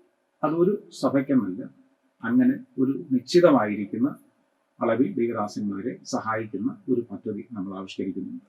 രണ്ടാമതായിട്ട് റിട്ടയർഡ് ആയിട്ടുള്ള ദൈവദാസന്മാർ, അവർക്ക് നമ്മൾ പെൻഷൻ കൊടുക്കുന്ന പദ്ധതി ആവിഷ്കരിക്കുന്നുണ്ട്. അത് ദൈവസഭ ആഗ്രഹിക്കുന്ന ഒരു വലിയ കാര്യമാണ്. കാരണം 40-45 വർഷമൊക്കെ ശുശ്രൂഷിച്ചിട്ട് വിശ്രമ ജീവിതം നയിക്കുമ്പോൾ പ്രസ്ഥാനത്തിൽ നിന്ന് ചെറുതോ വലുതോ അത് അന്നത്തെ സാഹചര്യം അനുസരിച്ച് കൊടുക്കുന്ന ആ തുക എന്ന് പറയുന്നത് അവർ വളരെ സന്തോഷത്തോടെ സ്വീകരിക്കും. അങ്ങനെ ഒരു കാര്യം ദൈവസഭ ആഗ്രഹിക്കുന്ന ഒരു കാര്യമാണ്, ദൈവദാസന്മാർ ആഗ്രഹിക്കുന്ന കാര്യം. മറ്റൊരു കാര്യം എന്ന് പറയുന്നത് ശുശ്രൂഷയിലായിരിക്കുമ്പോൾ തന്നെ നിത്യതയിലേക്ക് ചേർക്കപ്പെടുന്ന ദൈവദാസന്മാരുണ്ട്. എനിക്ക് തോന്നുന്നു ഒരാഴ്ചക്ക് മുമ്പ് അങ്ങനെ എന്നെ വിളിച്ച ദൈവദാസിമാരുണ്ട്. അവരുടെ ദുഃഖത്തിന്റെ അനുഭവങ്ങളുണ്ട്. അപ്പൊ അത് കേൾക്കുമ്പോൾ തന്നെ നമുക്ക് വളരെ വളരെ ബുദ്ധിമുട്ട് അനുഭവിക്കുന്ന ചില കാര്യങ്ങളാണ്. തീർച്ചയായിട്ടും അവരെ സംരക്ഷിക്കേണ്ട ഉത്തരവാദിത്വം ദൈവസഭയ്ക്കുള്ളതാണ്. അത് ദൈവസഭ ചെയ്യും. നമ്മളിപ്പോൾ പറഞ്ഞു വച്ച ഈ ആശയങ്ങളൊക്കെ ഏറെ ഗുണകരമായിരിക്കുന്ന കാര്യമാണ്. കാരണം ഇന്ന് ചെറിയ ചെറിയ സഭകളിൽ നിൽക്കുന്ന ആളുകൾ, പാർശ്വയിൽ താമസിക്കുന്ന ആളുകൾ ഒക്കെ അവർക്ക് ലഭിക്കുന്ന ഇത്തരത്തിലുള്ള ഒരു നന്മ ലഭിക്കുന്നെങ്കിൽ ഏറെ ആശ്വാസമാകും. കാരണം അവരുടെ കുഞ്ഞുങ്ങളുടെ വിദ്യാഭ്യാസം, മറ്റ് ചികിത്സാ കാര്യങ്ങൾ, മറ്റു ഒരുപാട് കാര്യങ്ങൾക്ക് ആശ്വാസമാകും. തീർച്ചയായിട്ടും ഇത്തരം പദ്ധതികൾ ജനങ്ങൾക്ക് അല്ലെങ്കിൽ ശുശ്രൂഷന്മാർക്ക് പ്രയോജനപ്പെടും എന്ന് നമുക്ക് വിശ്വസിക്കാം. തീർച്ചയായിട്ടും അതിൽ വലിയ സന്തോഷമുണ്ട് എനിക്ക്. മറ്റൊരു പ്രധാനപ്പെട്ട കാര്യം, നമ്മുടെ ലോക്കൽ സഭകളൊക്കെ നേരിടുന്ന ചില സാമൂഹിക പ്രശ്നങ്ങളുണ്ട്. പ്രത്യേകിച്ച് ഈ സെമിത്തേരികളെ സംബന്ധിച്ചിടത്തോളം എല്ലായിടത്തും സെല്ലുകളൊന്നും ഒരുപക്ഷെ ഉണ്ടായിരിക്കുകയില്ല. എന്നാൽ അത് സംബന്ധിച്ചുള്ള ഈ ലോക്കൽ സഭകൾക്കുണ്ടാകുന്ന ഒരു ആഭ്യന്തര കാര്യങ്ങൾക്കുണ്ടാകുന്ന ഇടപെടലുകൾ എങ്ങനെയായിരിക്കും? സെമിത്തേരിയുടെ കാര്യം പറഞ്ഞാണ് സാർ ആരംഭിച്ചത്. അതുകൊണ്ട് തന്നെ ഞാൻ പറയാം, അതിന് യോഗ്യമായിരിക്കുന്ന ഒരു ക്രമീകരണം കാലോചിതമായിട്ട് വരേണ്ടതായിട്ടുണ്ട്. ഇപ്പോഴത്തെ നിയമസാധ്യതകളൊക്കെ അറിയാമല്ലോ. അത് സ്വന്തമായിട്ട് സെമിത്തേരി ഇല്ലാത്ത ഇടങ്ങളിൽ അതിന് ശാശ്വതമായ പരിഹാരം കണ്ടെത്തിക്കൊണ്ട് തന്നെ മുന്നോട്ട് പോകും. ഇനി മറ്റ് സ്ഥലങ്ങളൊക്കെ തർക്കത്തിലിരിക്കുന്ന, നമ്മുടെ വസ്തുവകകളൊക്കെ തർക്കത്തിലിരിക്കുന്ന ചില വസ്തുക്കളൊക്കെ ഉണ്ട്, സ്ഥലങ്ങളുണ്ട്. അപ്പൊ അങ്ങനെയുള്ള സ്ഥലങ്ങൾ അതിൻ്റെ പ്രശ്നങ്ങൾ പരിഹരിച്ച് യോഗ്യമായിട്ട് അത് പരിഹരിക്കും. അങ്ങനെയുള്ള ക്രമീകരണങ്ങൾ ഉണ്ടാകും. സ്ഥലം സഭകൾ ഒക്കെ വീടുകളിൽ കൂടുന്ന ചിലയിടങ്ങളുണ്ട്. അപ്പൊ അതൊക്കെ ഒന്നെങ്കിൽ നമ്മുടെ സ്വന്തമായിട്ടുള്ള സ്ഥലത്തേക്കോ അല്ലെങ്കിൽ താൽക്കാലികമായി വാടകയ്ക്കോ ഉള്ള ഒരു ക്രമീകരണത്തിലേക്ക്, അതായത് ഇനി ഈ ഭവനങ്ങളിൽ ആരാധന നടത്തുന്ന ഒരു ക്രമീകരണം ഉണ്ടാകത്തില്ല. അതിനുള്ള വാടകയും മറ്റു കാര്യങ്ങളും ഒക്കെ ദൈവസഭ തന്നെ കൊടുക്കുന്ന രീതിയിലുള്ള ക്രമീകരണങ്ങൾ അതിലുണ്ടാകും. ഇത് പഠിക്കുന്നതിന് തന്നെ, ഇത് പരിഹരിക്കുന്നതിന് ഒരു സമിതി തന്നെ ഉണ്ടാകും. സഭയുടെ ആഭ്യന്തര വിഷയങ്ങളിൽ ഇടപെടാനും ഒപ്പം തന്നെ നിയമപരമായി ഇടപെടാനും പിന്നെ നമുക്ക് മാനുഷികമായി കൈത്താങ്ങൽ നൽകാനും വേണ്ടി ഇത് പഠിക്കാനും പ്രവർത്തിക്കുവാനും, പഠിക്കുക മാത്രമല്ലല്ലോ പ്രാവർത്തികമാക്കാനും വേണ്ടി ഒരു സമിതിയെ രൂപീകരിക്കും എന്ന് ഞാൻ പറയാനുള്ള കാരണം, ഇങ്ങനെയുള്ള ഡിപ്പാർട്ട്മെന്റുകളിൽ പ്രവർത്തിച്ച് പരിചയമുള്ള ഒട്ടനവധി ദൈവദാസന്മാരും വിശ്വാസികളുമുണ്ട്. തീർച്ചയായും. അപ്പൊ അവരെ കോർത്തിണക്കിക്കൊണ്ട് ഒരു സമിതിയാക്കിയ അധികം ബുദ്ധിമുട്ടില്ലാതെ കാര്യങ്ങൾ പരിഹരിക്കാൻ പറ്റും. നമുക്കറിയാം, നമ്മുടെ ദിവസഭകളൊക്കെ എടുത്തു കഴിഞ്ഞാൽ റവന്യൂ ഡിപ്പാർട്ട്മെന്റിൽ ജോലി ചെയ്യുന്ന ആളുകളുണ്ട്, പോലീസ് ഡിപ്പാർട്ട്മെന്റിൽ ജോലി ചെയ്യുന്ന ആളുകളുണ്ട്. അതുപോലെ തന്നെ നിയമപരമായി വക്കീലന്മാർ, നമ്മുടെ അഡ്വക്കേറ്റ്സ് ധാരാളം നമുക്കുണ്ട്. ഇങ്ങനെ ഇവരെ എല്ലാം വെച്ചുകൊണ്ട് കാലോചിതമായ ഒരു മാറ്റം ഉണ്ടാകേണ്ടത് ആവശ്യമാണ്. കാരണം ഒരു സഭ മാത്രമല്ല, എല്ലാ സഭകളും നേരിടുന്ന ഒരു ആഭ്യന്തര പ്രശ്നമാണിത്. അതിലെടുത്ത തീരുമാനത്തിന് പ്രത്യേകം നന്ദി. നമുക്കറിയാം, സഭ എന്ന് പറഞ്ഞാൽ ഗ്രീക്ക് ഭാഷയിൽ നമ്മളെല്ലാം പറയുന്ന ഒരു വാക്കുണ്ട്, എക്ലീഷിയ, അല്ലെ? ഒരു പ്രത്യേക ഉദ്ദേശത്തിന് വേണ്ടി വിളിച്ചു വേർതിരിക്കപ്പെട്ടവരുടെ കൂട്ടം. ഈ സഭ എന്ന് പറയുന്നത് ഒരു ആത്മീയ കൂട്ടായ്മ മാത്രമല്ല, അതൊരു സാമൂഹ്യ പ്രതിബദ്ധതയുണ്ട്. തീർച്ചയായിട്ടും സാമൂഹിക വിഷയങ്ങളിൽ ഇടപെടണം. സഭയുടെ സാമൂഹിക കാഴ്ചപ്പാടുകൾ എങ്ങനെയായിരിക്കും? ഡിസാസ്റ്റർ ഉണ്ടാകുന്ന സമയം, ആ സമയം നമ്മുടെ പ്രസ്ഥാനം തന്നെ യോഗ്യമായ ഒരു തീരുമാനം, നമ്മുടെ ദിവസവേല യുവജന പ്രസ്ഥാനങ്ങൾ ചേർന്ന് അവരതിൽ മുൻകൈ എടുത്തിട്ടുണ്ട്. ഇതുപോലെ തന്നെ മുൻകാലങ്ങളിലും ദൈവസഭയുടെ നേതൃത്വം അതിന് ശക്തമായിരിക്കുന്ന പിന്തുണ കൊടുത്തിട്ടുണ്ട്. ഇനി ഒരു സെൻട്രൽ തലത്തിലുള്ള ശുശ്രൂഷ എന്ന നിലയിൽ ഞാൻ പ്രദാനം ചെയ്യുന്ന സെന്റർ അങ്ങനെ ചെയ്തിട്ടുണ്ട്. ഈ പ്രാവശ്യവും അങ്ങനെ ചെയ്യാനുള്ള ക്രമീകരണങ്ങൾ ചെയ്തിരുന്നു. തീർച്ചയായും ദൈവസഭ ആ വിഷയങ്ങളിലെല്ലാം വളരെ ദർശനത്തോടെ തന്നെ പ്രവർത്തിക്കും. സജീവമായ ഒരു ഇടപെടലുണ്ട്. കേവലം ഒരു ആത്മീയരുടെ ഒരു കാര്യങ്ങളിലും മാത്രം ഇടപെടാതെ സാമൂഹിക പ്രശ്നങ്ങളിലും കൃത്യമായ ലക്ഷ്യത്തോടും ബോധ്യത്തോടും കൂടി ഇടപെടും. അത്തരത്തിലുള്ള സാമൂഹിക മാറ്റം നമ്മൾ ആഗ്രഹിക്കുന്നു. ജനങ്ങളെ അങ്ങനെ തന്നെ ബോധവൽക്കരിച്ചാണ് നമ്മൾ മുമ്പോട്ട് പോകുന്നത്. അങ്ങ് നേരിടുന്ന തെരഞ്ഞെടുപ്പ് 10ാമത്തെയാണ്. ദൈവസഭയുടെ ഓവർസിയർ അല്ലെങ്കിൽ നേതൃത്വ സ്ഥാനത്തേക്കുള്ള 10ാമത്തെ തെരഞ്ഞെടുപ്പ്. ഈ 9 പ്രാവശ്യവും അധികാര പദവിയിലിരുന്ന എല്ലാ ഓവർസിയർമാർ അഥവാ നേതൃത്വങ്ങളെയും നമ്മൾ ആദരിക്കുന്നു. അവരുടെ പ്രവർത്തനങ്ങളെയൊക്കെ നമ്മൾ ശ്ലാഘിക്കുന്നു. ഒപ്പം തന്നെ അവരോടുള്ള എല്ലാ ആദരവുകളും നമ്മൾ നൽകുന്നു. ഈ പ്രോഗ്രാം കാണുന്ന മുൻ കാല ഓവർസീർമാരായിരിക്കുന്ന ബഹുമാനപ്പെട്ട എല്ലാ ദൈവദാസന്മാരോടും ഞങ്ങളുടെ ഈ പ്രോഗ്രാമിലൂടെ ഞങ്ങളോട് നന്ദി പറയുകയാണ്. കാരണം ഇത്രയധികം വികസന പ്രവർത്തനങ്ങൾ സഭയ്ക്ക് ഇത്രയും ഉണ്ടായി എന്നുള്ളത് വളരെ ചാരുതാർത്ഥ്യമുണ്ട്. എന്നാൽ ഇനിയും അടിസ്ഥാനപരമായി വികസിക്കേണ്ടത് ആവശ്യമാണ്, അല്ലേ? ഇനിയും മാറ്റം ഉണ്ടാണ്, കാലോചിതമായ മാറ്റം ഉണ്ടാണ്. അവർ ഒരു വലിയ പാത വെട്ടി തുറന്നു വെച്ചിരിക്കുകയാണ്. ഇനി അതിനെ കൃത്യമായ ലക്ഷ്യത്തോടും ബോധ്യത്തോടും കൂടി നയിക്കുക എന്നുള്ള ചുമതലയാണ് നമ്മെ സംബന്ധിച്ചുള്ളത്. അങ്ങനെയുടെ പിതാവ് ഒരു നേതൃത്വ നിരയിൽ നിന്നയാളുന്നേ ഓവർസിയറായിരുന്നു, അല്ലേ? അപ്പൊ എങ്ങനെ കാണുന്നു ഈ മുൻകാല നേതൃത്വങ്ങളുടെ പ്രവർത്തന രീതികളും പദ്ധതികളും ഒക്കെ? അവരെല്ലാം നല്ല രീതിയിൽ തന്നെ പ്രസ്ഥാനത്തെ നയിച്ചിട്ടുണ്ട്. അവരെ കൊണ്ട് കഴിയുന്നത് പോലെ നല്ലതുപോലെ, അതൊരിക്കലും മറ്റൊരു രീതിയിൽ നമുക്കതിനെ ഡിഗ്രേഡ് ചെയ്ത് സംസാരിക്കാൻ പറ്റില്ല. നല്ലതുപോലെ തന്നെ അവർ തീർച്ചയായിട്ടും നമ്മൾ അഭിമാനത്തോടുകൂടി തന്നെ ഓർക്കുന്നു. ഇത്രയും ആളുകളെ ഒന്നിച്ചു കൊണ്ടുപോവുക, അവർക്ക് വേണ്ടി ക്ഷേമ പദ്ധതികളും മറ്റ് ധാരാളം കാര്യങ്ങൾ ചെയ്തു. അതെല്ലാം നമുക്ക് അഭിമാനത്തോടുകൂടി തന്നെ അഭിമാനം തന്നെയാണ്. അത് നമ്മൾ സാറ് പറഞ്ഞതുപോലെ ശ്ലാഘിക്കേണ്ട പ്രവർത്തനങ്ങൾ തന്നെയാണ്. അത് മാത്രമല്ല, ഇപ്പോൾ എന്നോട് കൂടെ മത്സരിക്കാനുള്ള ദൈവദാസന്മാർ നല്ലവർ തന്നെയാണ്. തീർച്ചയായിട്ടും അവരുടെയും ഞാൻ പാർട്ടിക്ക് വരികയായിരുന്നു. അവരുടെ പ്രവർത്തനങ്ങളെയും അവരുടെ വ്യക്തിത്വങ്ങളെയും അവർ ചെയ്തിട്ടുള്ള ആത്മീയ ശുശ്രൂഷകളെയും അവരുടെ കാഴ്ചപ്പാടുകളെയൊക്കെ നമ്മൾ ആദരിക്കുന്നു. പക്ഷെ ഒരു നേതൃത്വ സ്ഥാനത്തിലേക്കുള്ള മത്സരമായതുകൊണ്ട് നമ്മൾ നമ്മുടെ കാര്യങ്ങൾ പറയുന്നത് മാത്രമേ ഉള്ളൂ. തീർച്ചയായിട്ടും പറയൂ. എനിക്ക് സംസാരിക്കാനുള്ള കാര്യം എന്ന് പറയുന്നത്, മുൻകാലങ്ങളിൽ പിതാക്കന്മാർ ഏത് ആഗ്രഹത്തോടുകൂടി ഇതിന് അടിസ്ഥാനമിട്ടിട്ടുണ്ടോ, ആ പല പദ്ധതികൾ അതിൻ്റെ അകത്തുണ്ട്, പല ആശയങ്ങൾ അതിൻ്റെ അകത്തുണ്ട്. അത് മുൻനിർത്തിക്കൊണ്ട് തന്നെ ദൈവസഭയെ കൊണ്ടുപോകണം എന്നുള്ളതാണ് എൻ്റെ ആഗ്രഹം. അങ്ങനെയാണെങ്കിൽ അങ്ങേക്കൊരു സ്വപ്നമില്ലേ ഈ സഭ എങ്ങനെയായിരിക്കണമെന്ന്, അല്ലേ? തീർച്ചയായിട്ടും ഒരു സ്വപ്നമുണ്ടല്ലോ. ഇതൊക്കെ അവസാനം ചോദിക്കേണ്ടതാണ്. ഇത് വന്ന ചോദ്യത്തിന് മറുപടിയായിട്ട് ഞാൻ അനുബന്ധമായിട്ട് ചോദിക്കുകയാണ്, എന്തായിരിക്കണം ദൈവസഭ എന്ന് പറയുന്ന പ്രവർത്തനങ്ങളിൽ ഈ സഭയ്ക്ക് ഇത് പോരാ, ഇനിയും ധാരാളം ചെയ്യേണ്ടതായിട്ടുണ്ട് എന്ന് അങ്ങ് സ്വപ്നം കാണുമ്പോൾ അതെന്തായിരിക്കും? ഇതുവരെ ഉണ്ടായിരുന്ന സാഹചര്യങ്ങളല്ല ഇപ്പോഴുള്ളത്. അതെ, വേഗത്തിൽ നമുക്ക് മുന്നോട്ട് പോകാനുള്ള സാധ്യതകളുണ്ട്. നമ്മുടെ പിതാക്കന്മാർ ഈ പ്രസ്ഥാനത്തെ നയിച്ച സമയം എന്ന് പറയുന്നത് വിദേശ മലയാളികൾ, അവരുടെ എണ്ണമൊക്കെ വളരെ കുറവായിരുന്നു. അതുപോലെ ജോലിയുള്ള കുഞ്ഞുങ്ങൾ, യുവാക്കൾ, ഇവരൊക്കെ വളരെ കുറവായിരുന്നു. നല്ല രീതിയിൽ, അതായത് സിവിലായിട്ടാണെങ്കിലും മറ്റു തലങ്ങളിലും ഒക്കെ ജോലിയുള്ളവർ വളരെ കുറവായിരുന്നു. ഇന്ന് പ്രസ്ഥാനം വളർന്നിട്ടുണ്ട്. അപ്പോൾ അതനുസരിച്ചുള്ള ഒരു വികസനത്തിലേക്ക് ഒരു ചുവടുവെപ്പാണ് സ്വപ്ന സാക്ഷാത്കാരം എന്ന് പറയുന്നത്. ഈ ദൈവസഭയുടെ മക്കൾ എന്ന് പറയുന്ന അംഗങ്ങൾ, അവരൊക്കെ ഈ ദൈവസഭയ്ക്കകത്ത് ജനിച്ച് കളിച്ച് വളർന്ന ആളുകളാണ്. അവരിതിൽ ഇവിടെ പാടിയും ഇവിടെ പ്രസംഗിച്ചും ഇവിടെ ശുശ്രൂഷിച്ചും ഒക്കെ പോയ ശേഷം ഉന്നതമായ വിദ്യാഭ്യാസം നേടി വിദേശ രാജ്യങ്ങളിലും ഒക്കെ അവർ പോയിട്ടുണ്ട്.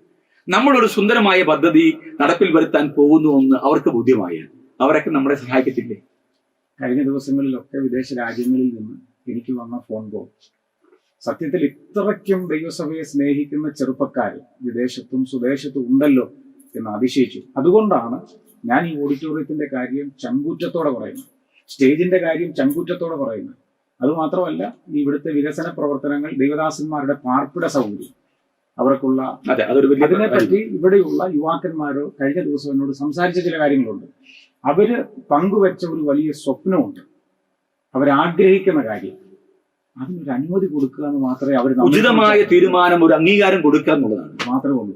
ബാക്കി അവരത് കണ്ടെത്താൻ അവർ സന്നദ്ധരാണ്, അവരതിന്റെ പിന്നാലെ ഓടാൻ അവർ സന്നദ്ധരാണ്. അതുകൊണ്ട് നടക്കില്ലെന്ന് പറയാൻ നമുക്ക് പറ്റില്ല. കാരണം ഇതെല്ലാം അവരുടെ മനസ്സിൽ കുടിയിരിക്കുന്ന ആഗ്രഹങ്ങളാണ്. നമ്മുടെ ദൈവസഭയിൽ നിരവധി പ്രൊഫഷണൽസ് ഉണ്ട്. IT മേഖലയിൽ പ്രവർത്തിക്കുന്ന ആളുകളുണ്ട്, സിവിൽ മേഖലയിൽ പ്രവർത്തിക്കുന്ന ആളുകളുണ്ട്, ഗവൺമെന്റ് തലത്തിൽ പ്രവർത്തിക്കുന്ന ആളുകളുണ്ട്, റിട്ടയർമെന്റ് ചെയ്ത ആൾക്കാരുണ്ട്, ഇന്ന് റവന്യൂ വിഭാഗത്തിൽ തന്നെ സർവേയറായി പ്രവർത്തിച്ച ആൾക്കാരുണ്ട്. എന്ന് പറഞ്ഞാൽ ഒരു പ്രസ്ഥാനത്തിന് വൈവിധ്യമാർന്ന മേഖലയിൽ സപ്പോർട്ട് ചെയ്യാൻ കഴിയുന്ന ബൃഹത്തായ ഒരു കൂട്ടം ആളുകൾ ഈ സഭയ്ക്കകത്തുണ്ട്.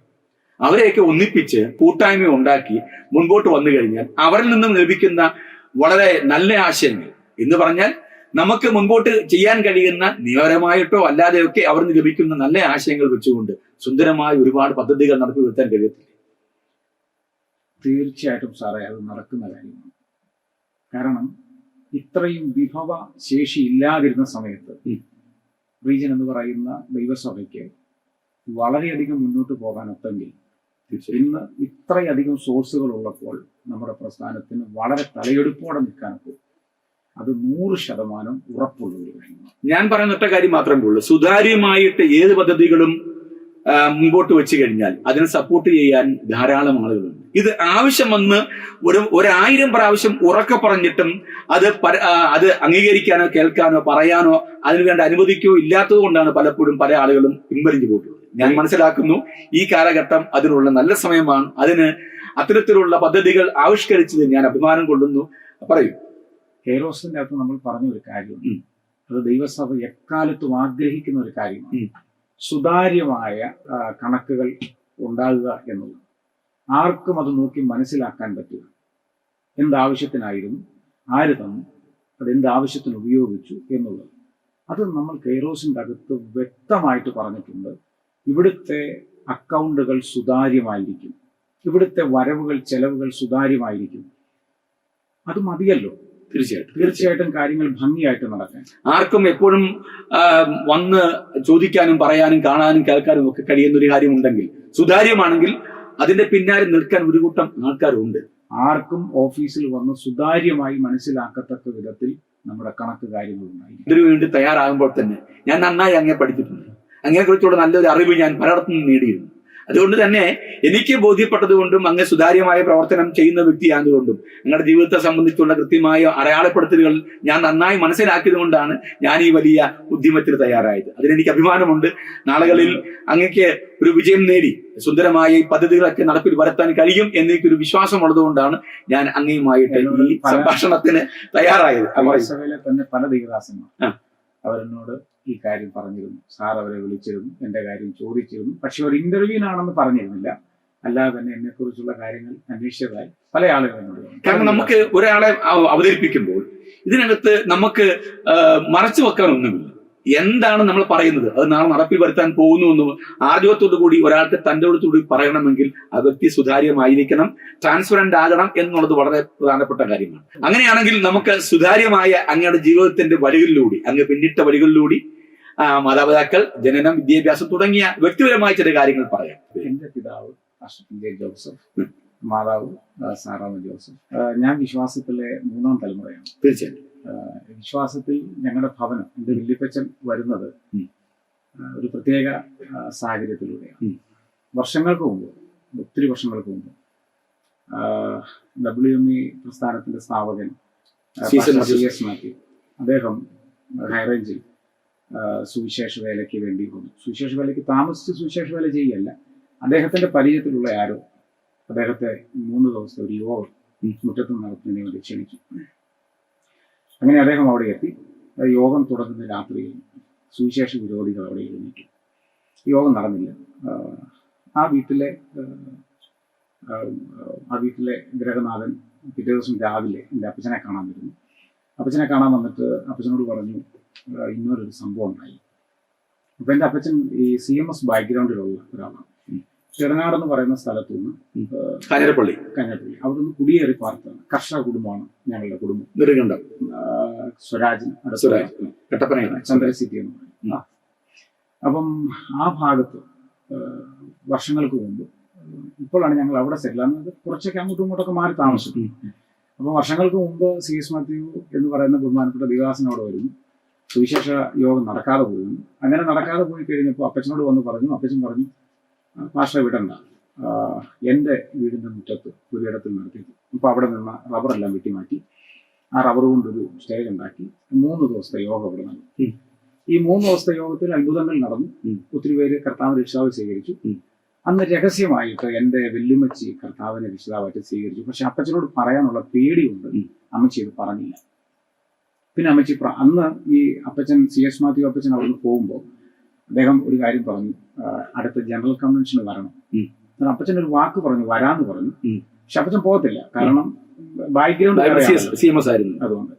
പക്ഷെ അവിടുന്ന് ഒരാളെ പറഞ്ഞു വിട്ടു, മക്കളിൽ ഒരാൾ, അത് എൻ്റെ ഫാദറിനെയാണ് പറഞ്ഞു വിടുന്നത്. കൺവെൻഷന്റെ 1-2 ദിവസം അവിടെ വന്ന് കൺവെൻഷൻ കൂടി. പണ്ടത്തെ കാലമാണ്. അന്ന് ഇന്നത്തെ പോലെ ആഹാരം ഉണ്ടാക്കി കൊടുക്കുമല്ല, അരിയൊക്കെ കൊടുക്കുന്ന ഒരു സമയം. അപ്പൊ നമ്മൾ ചെറിയ പാത്രത്തിലൊക്കെ, അത് എൻ്റെ ഫാദറൊക്കെ പറഞ്ഞു കേട്ടിട്ടുള്ളതാണ്, അത് വെച്ച് നമ്മൾ കഴിക്കുക. അങ്ങനെയുള്ള ഒരു കാലഘട്ടം. പക്ഷെ ഭയങ്കര സന്തോഷമായിരുന്നു. ആ യോഗം കൂടിയിട്ട് അച്ഛൻ മടങ്ങി വന്നു. ആ സമയം കൊണ്ട് അതിനു മുമ്പ് തന്നെ വെല്ലുമ്മച്ചി രക്ഷയിലേക്ക് വന്നു. ഗ്രാജുവലി എൻ്റെ അപ്പച്ചനും അതിലേക്ക് വന്നു, വിശ്വാസത്തിലേക്ക് വന്നു. അതിനുശേഷം എന്റെ പിതാവ് കർഷക ജോലി ചെയ്ത് നടക്കുന്ന അപ്പൊ ആ സമയത്ത് അവരെല്ലാം WMA പ്രസ്ഥാനമായിരുന്നു അതോ അല്ല, അന്ന് അങ്ങനെ ഒരു പ്രസ്ഥാനം ഇല്ല? ഒരു നിയമസഭ കൂട്ടായി കുറെ പേര് കൂടി ആരെങ്കിലും ഒക്കെ ഉണ്ടെങ്കിൽ പോവുക, അവിടെ ഈ അപ്പച്ചൻ കൊണ്ട് പ്രസംഗിച്ച് പോകുന്ന ഒരു കാലമാണ്. അപ്പൊ അങ്ങനെ പ്രസംഗിച്ച് പോയി. അന്ന് അമ്മച്ചി രക്ഷയുടെ അനുഭവത്തിലേക്ക് വന്നു. പക്ഷെ ഹൈറേഞ്ച് മേഖലകളിൽ WMA എന്ന് പറഞ്ഞ പ്രസ്ഥാനത്തിന് എന്റെ അറിവിൽ സഭകൾ ഒക്കെ ധാരാളം ഉണ്ട്. അങ്ങനെയാണ് വിശ്വാസത്തിലേക്ക് വരുന്നത്. അതിൻ്റെ അകത്തൊരു ദൈവിക നീതിയുണ്ട്. ദൈവിക നീതി എന്ന് പറഞ്ഞാൽ അപ്പച്ചന് 3 പ്രാവശ്യം പ്രസംഗിക്കാൻ അവിടെ സമയം കൊടുത്തു. എന്റെ പിതാവ് എനിക്ക് തോന്നുന്നു 2 or 3 പ്രാവശ്യം WMA സ്റ്റേറ്റ് കൺവെൻഷനിൽ ദൈവം പ്രസംഗിച്ചു. അതൊരു ദൈവിക നീതി. ഇത് ആർക്കും അറിയില്ല. WMA പ്രസ്ഥാനത്തിലുള്ള ആർക്കും അറിയില്ല. ഇങ്ങനെ ഒരു സംഭവമാണ്. അങ്ങനെയാണ് രക്ഷയുടെ അനുഭവത്തിലേക്ക് ഞാൻ വരുന്നത്. അരനൂറ്റാണ്ടിന്റെ പാരമ്പര്യം പറയുന്നു എന്ന് പറഞ്ഞാൽ സ്വതന്ത്ര ഭരണ ചുമതലയുള്ള പൂർണ്ണ സുവിശേഷ ദൈവസഭ എന്ന കേരള റീജിയന്റെ ഭരണസാന്നിധ്യം വഹിച്ച ഒരു വ്യക്തിയാണ് അങ്ങയുടെ പിതാവ്. പിതാവിന്റെ പേര് PJ ജോസഫ് അല്ലെ? മാതാവ് സാറാമ്മ ജോസഫ്. സാറാമ്മ ജോസഫ്. നിങ്ങൾ എത്ര മക്കളാണ്? നിങ്ങൾ 4 പേരാണ്. 3 സഹോദരിമാരുണ്ട്. ഞാൻ ഏക മകനാണ്. ഏകമകനെ തന്നെ സുവിശേഷ വേലയ്ക്ക് സമർപ്പിക്കാൻ അങ്ങനെ തീരുമാനം വല്ലതും ഉണ്ടായിരുന്നു? അല്ലെങ്കിൽ നമ്മുടെ നിർബന്ധമാണോ, അത് പിതാവിന്റെ നിർബന്ധമാണോ? എങ്ങനെയായിരുന്നു ഈ സുവിശേഷ വേലയ്ക്ക് വേണ്ടി സമർപ്പിക്കുന്നത്, അല്ലെങ്കിൽ രക്ഷിക്കപ്പെടുന്നത് എങ്ങനെയായിരുന്നു? എന്റെ സഹോദരി ഞാനും തമ്മിൽ 9-10 വയസ്സിന്റെ വ്യത്യാസമുണ്ട്. ഓ ശരി. അപ്പം ഒരു ആൺതരി ഉണ്ടാകണം എന്നുള്ളത് വലിയ ആഗ്രഹവും പ്രാർത്ഥനയായിരുന്നു. അപ്പം ഇല്ല, ആൺമക്കളുണ്ടായില്ല. അപ്പൊ അങ്ങനെ ഇരിക്കുമ്പോൾ ദൈവസന്നിധിയിൽ രണ്ടുപേരും നേർന്ന് പ്രാർത്ഥിച്ചതാണ്, എനിക്കൊരു ആൺകുഞ്ഞിനെ തന്നാൽ രക്ഷിക്കപ്പെടുന്ന എങ്ങനെയാണ്? രക്ഷയുടെ അനുഭവത്തിൽ എന്റെ പിതാവും മാതാവും ഒക്കെ പെന്തക്കോസ്ത് അനുഭവത്തിലായിരുന്നത് കൊണ്ട് ആ ഒരു അനുഭവത്തിൽ വന്നു. പിന്നെ ഞാൻ രക്ഷയുടെ അനുഭവത്തിലേക്ക് വരുന്നത് സുവിശേഷ വേലയ്ക്ക് വേണ്ടി സമർപ്പിക്കപ്പെടുന്നത് ഡോക്ടർ KP യോഹന്നാന്റെ ഈ മിഷൻ ചലഞ്ച് കട്ടപ്പനയിൽ വന്ന് അദ്ദേഹം നടത്തിയിട്ടുള്ള മിഷൻ ചലഞ്ച് അന്നാണ് ഞാൻ സുവിശേഷ വേലയ്ക്ക് വേണ്ടി സമർപ്പിക്കുന്നത്. പിന്നീട് വിദ്യാഭ്യാസം ഏത് സ്കൂളിലായിരുന്നു, എങ്ങനെയായിരുന്നു? വിദ്യാഭ്യാസം ഹൈറേഞ്ചിലായിരുന്നു. 10ാം ക്ലാസ് വരെ. ഏത് സ്കൂളായിരുന്നു? അത് ഒരു കാറ്റഗറി ഒരു സ്കൂളുണ്ട്. അതിനുശേഷം പ്രീ ഡിഗ്രി പഠിച്ചു അല്ലെ? ഏത് കോളേജ്? പ്രീ ഡിഗ്രി ഞാൻ പഠിച്ചത് മിനർവ എന്ന് പറയുന്ന ഒരു കോളേജുണ്ട്, റാമിയിൽ. ഇന്നതില്ല, അതൊരു പ്രൈവറ്റ് കോളേജാണ്. അവിടെയാണ് ഞാൻ പ്രീ ഡിഗ്രി പഠിച്ചത്. അന്ന് എന്റെ പിതാവ് അവിടെ ശുശ്രൂഷയ്ക്ക് വരുന്ന ഒരു അങ്ങനെ പിന്നീട് ഞാൻ BA പഠിക്കുന്നത് ഞാൻ കോട്ടയത്താണ്. BA പഠിക്കുന്നത് കോട്ടയത്ത് ഏത് കോളേജായിരുന്നു? കോട്ടയത്താണ് നൈനാൻസ് കോളേജ്. നൈനാൻസ് കോളേജ് അറിയാം. പിന്നീട് ഏതൊക്കെ ഡിഗ്രികളാണ് കരസ്ഥമാക്കിയത് പിന്നീടുള്ള? അതിനുശേഷം BA ശേഷം ഞാൻ ബൈ കോളേജ്. ഏത് ബൈ സ്കൂളാണ് ആദ്യം? ഞാൻ ആദ്യം അപ്പം GFA തന്നെയായിരുന്നു. എന്ന് പറഞ്ഞാൽ മിഷൻ ചലഞ്ചിലൂടെ കർത്താവിന്റെ വേലയ്ക്ക് വേണ്ടി സമർപ്പിക്കുന്നു, പിന്നീട് അവിടെ തന്നെ പോയി അല്ലേ? അതിനു മുൻപ് ബൈബിൾ കോളേജിൽ പഠിക്കണമെന്നുള്ള താല്പര്യം എനിക്കുണ്ടായിരുന്നു. എന്നാൽ പ്രത്യേകമായ ഒരു സാഹചര്യത്തിലാണ് ഞാൻ അവിടെ പഠിക്കാൻ പെട്ടെന്ന് പോയത്. അന്ന് ഞാൻ താമസിക്കുന്നത് നാട്ടിലാണ്. അങ്ങനെയുള്ള ഒരു സൗകര്യം അവിടെ ഉണ്ടായി.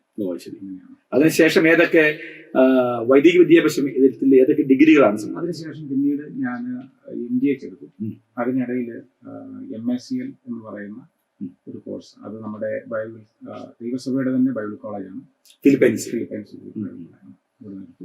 അങ്ങനെ ചെയ്തു. ഈ MDA കഴിഞ്ഞ് ഡീമിൻ ചെയ്യുന്നുണ്ട്. അത് കണ്ടിന്യൂ ചെയ്തുകൊണ്ടിരിക്കുകയാണ് അല്ലേ? അപ്പം ഇത്രയുമധികം വിദ്യാഭ്യാസം നേടാൻ കഴിഞ്ഞു എന്നുള്ളത് വലിയ സന്തോഷം നല്ല കാര്യമാണ്. കാരണം സുവിശേഷ വേല അല്ലെങ്കിൽ ചെയ്യുന്ന ആളുകൾ, സുവിശേഷ പ്രവർത്തകർ, തീർച്ചയായിട്ടും വിദ്യാഭ്യാസം ഏറ്റവും അത്യാവശ്യമായ ഘടകം തന്നെയാണ്. പ്രത്യേകിച്ച് ആംഗലേയ ഭാഷ ഉപയോഗിക്കാൻ, ഇംഗ്ലീഷ് ഭാഷ ഉപയോഗിക്കാൻ കഴിയുക, അത് ഏറ്റവും അനായാസം കൈകാര്യം ചെയ്യാൻ കഴിയുക എന്ന് പറയുന്നതും വളരെ ശുശ്രൂഷയ്ക്ക് ഏറെ പ്രയോജനപ്പെടുന്നതാണ്. ഒത്തിരി പ്രയോജനപ്പെട്ടിട്ടുണ്ട്. ഫിലിപ്പൈൻസിലെ പഠനം എങ്ങനെയായിരുന്നു? അവിടുത്തെ അനുഭവങ്ങൾ എന്ന് പറയുന്നത് ഇതൊക്കെ അവിടെ ഈ ചർച്ച ഇതിന്റെ അവിടുത്തെ മിഷനുമായി ബന്ധപ്പെട്ട് പ്രവർത്തിച്ചിട്ടുണ്ടല്ലോ അല്ലേ? മീഡിയ വിഭാഗത്തിൽ അവിടെ നേരത്തെ സൂപ്രണ്ടുണ്ട്, അവിടെ ഞാൻ മീഡിയ ഡിപ്പാർട്ട്മെന്റിൽ ഞാൻ പ്രവർത്തിച്ചിട്ടുണ്ട്. അദ്ദേഹം എൻ്റെ ഒരു സ്നേഹിതനായിരുന്നു. അതിനുശേഷം പിന്നീട് ഞാൻ അവിടെ തന്നെയുള്ള മമ്പേഴ്സിയ എന്ന് പറയുന്ന ഒരാളുണ്ട്, അവരുടെ ഓഫീസിൽ ഞാൻ 1 വർഷം അസിസ്റ്റന്റ് ആയിട്ട് ജോലി ചെയ്തിട്ടുണ്ട്. പിന്നെ ഗോസ്പൽ ടീമിൽ ഞാൻ വർക്ക് ചെയ്തിട്ടുണ്ട് 3 വർഷം ഞാൻ അങ്ങനെ ചെയ്തിട്ടുണ്ട്. അത് ഫിലിപ്പൈൻസിലല്ല, കേരളത്തിൽ. അതിനുശേഷമാണ് പ്രേക്ഷിത പ്രവർത്തനങ്ങൾക്ക് വേണ്ടിയുള്ള തയ്യാറെടുപ്പുകൾ ചെയ്യുന്നത്. അങ്ങ് ഒരു ഇത്രയും വിദ്യാഭ്യാസം നേടാൻ ഇടയായി. വിവിധ ഡിഗ്രികൾ, പ്രത്യേകിച്ച് ഈ വൈദിക വിദ്യാഭ്യാസം ബന്ധപ്പെട്ട് വിവിധ ഡിഗ്രി നേടാനായ വ്യക്തിക്ക് ട്രാൻസ്ലേറ്റർ ആയി പ്രവർത്തിക്കുന്നുണ്ട് അല്ലേ? ട്രാൻസ്ലേറ്റ് ചെയ്യാൻ പറ്റും തീർച്ചയായിട്ടും.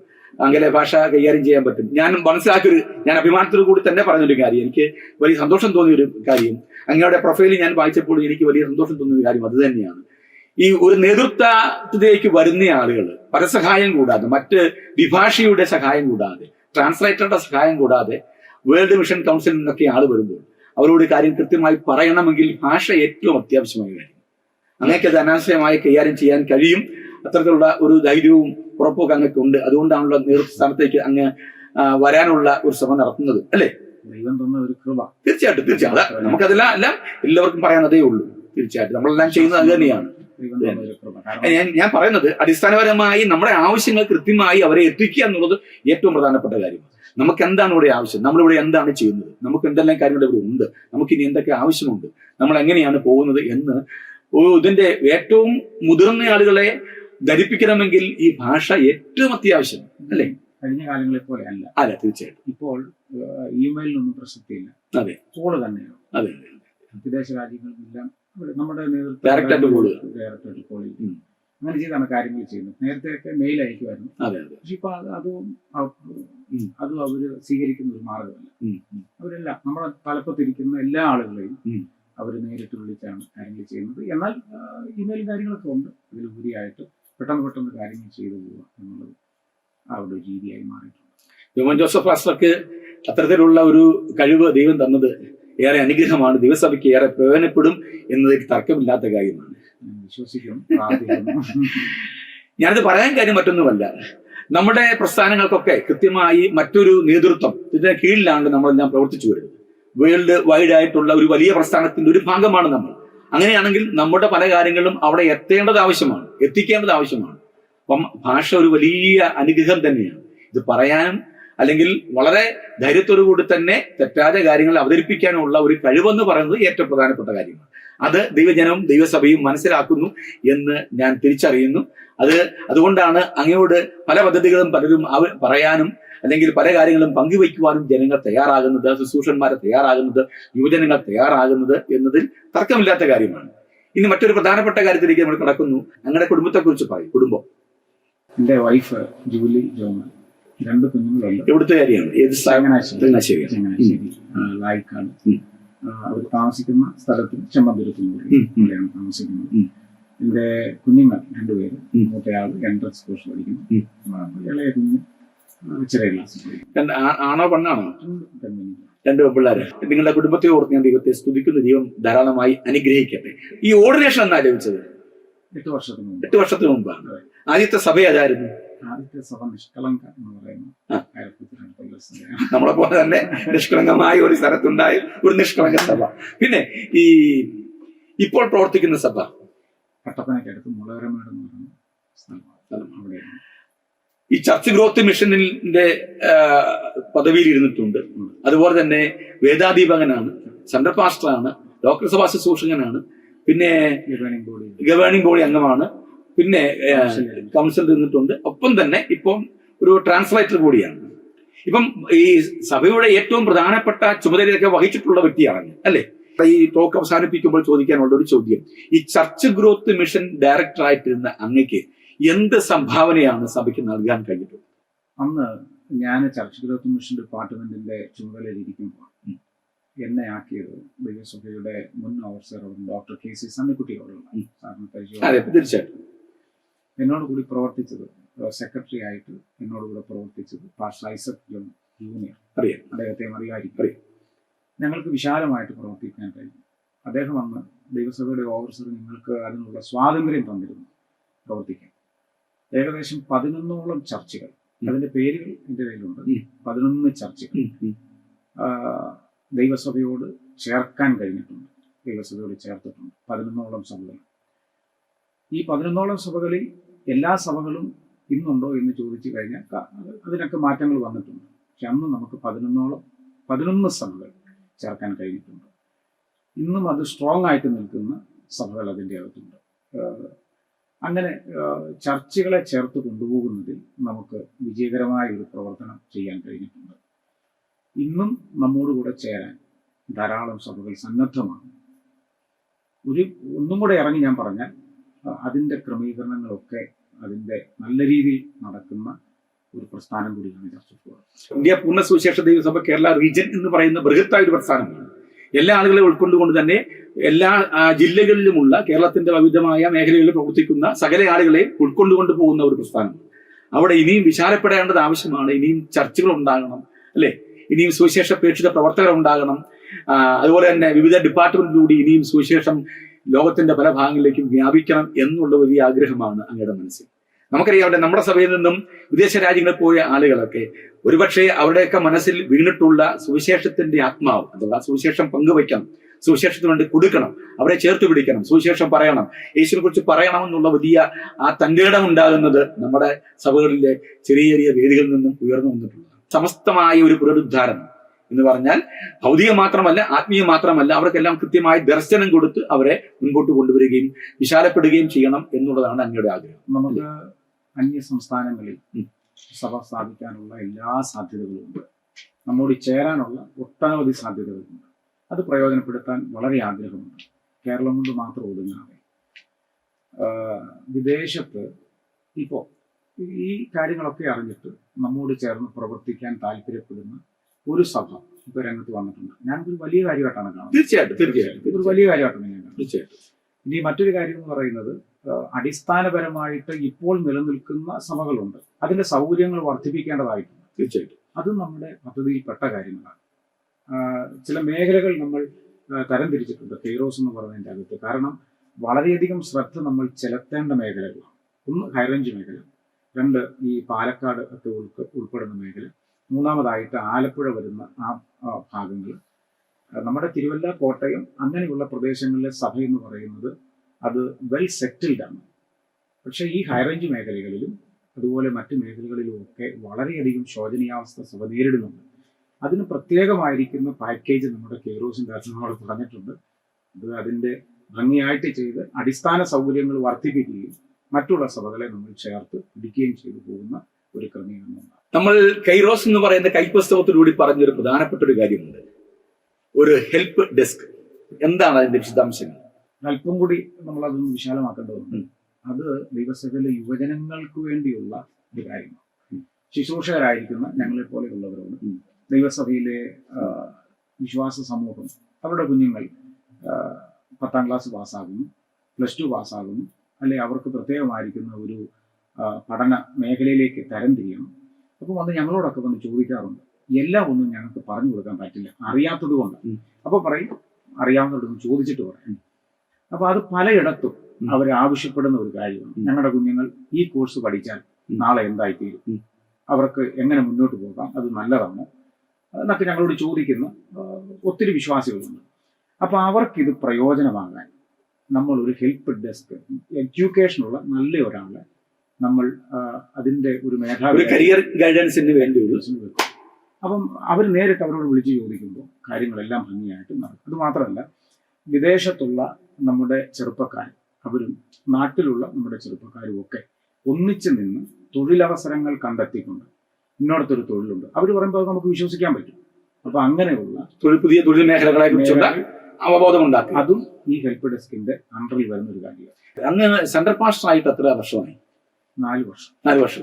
ഈ 4 വർഷത്തിനുള്ളിൽ അങ്ങ് നടത്തിയിട്ടുള്ള സാമൂഹ്യ സേവന പ്രവർത്തനം ഉണ്ടാകാം. എന്നാൽ അതിനപ്പുറമായിട്ട് ശുശ്രൂഷന്മാരെയും സഭകളെയും ഒന്നിപ്പിച്ച് നടത്തിയ സുവിശേഷ പ്രേക്ഷിത പ്രവർത്തനം എന്തൊക്കെയാണ്? ഞാൻ ചോദിക്കാൻ കാര്യം, ഒരു ചർച്ച് ഗ്രോത്തിന്റെ ഒരു ഡയറക്ടർ എന്ന നിലയിൽ പ്രവർത്തിച്ച അനുഭവ പരിചയം ധാരാളമുള്ള അങ്ങയ്ക്ക് കൃത്യമായി ഈ ഒരു സെൻട്രൽ പാസ്റ്റർ ശുശ്രൂഷയിൽ ഇരിക്കുമ്പോൾ തന്നെ അങ്ങയുടെ മനസ്സിലെപ്പോഴും മിഷനാണല്ലോ, മിഷൻ ആയിട്ട് ബന്ധപ്പെട്ട ഒരു വലിയ ദൗത്യം, എങ്ങനെയും പ്രേക്ഷിത പ്രവർത്തനങ്ങൾ സജീവമാകണം എന്നുള്ളത് അങ്ങയുടെ ഒരു അജണ്ട തന്നെയാണ്.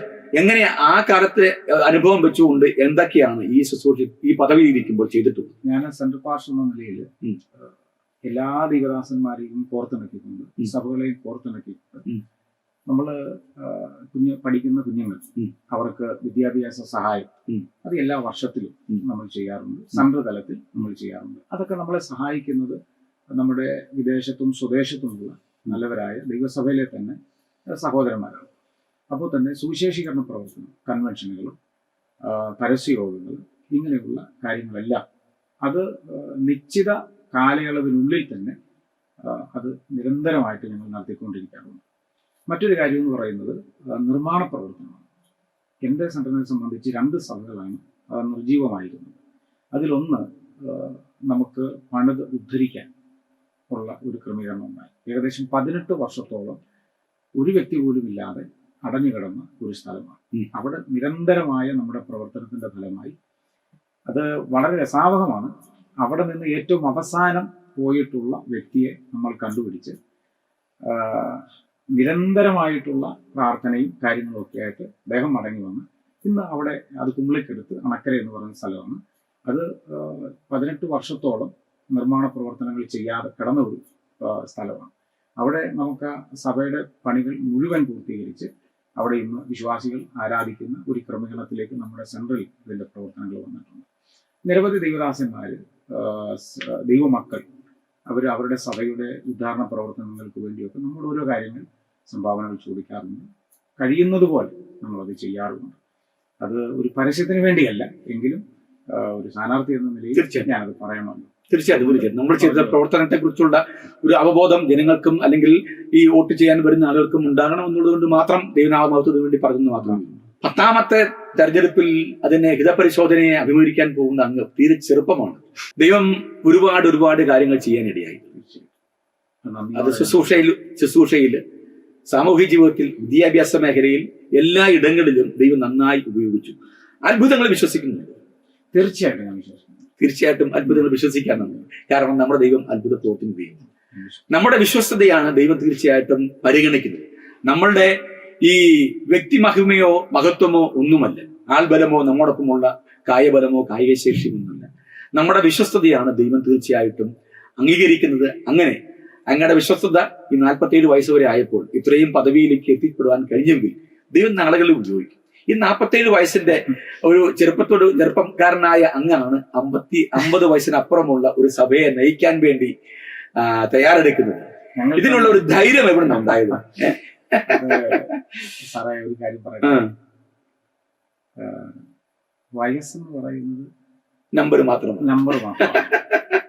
അതെ, ദൈവസഭ എന്നെ ഏൽപ്പിച്ചിട്ടുള്ള ഉത്തരവാദിത്തങ്ങൾ ഞാൻ വളരെ പക്വതയോടെ ചെയ്തിട്ടുണ്ട്. തീർച്ചയായിട്ടും അത് ഏത് ഉത്തരവാദിത്തം ദൈവസഭ എന്നെ ഏൽപ്പിച്ചിട്ടുണ്ടോ വളരെ പക്വതയോടെ.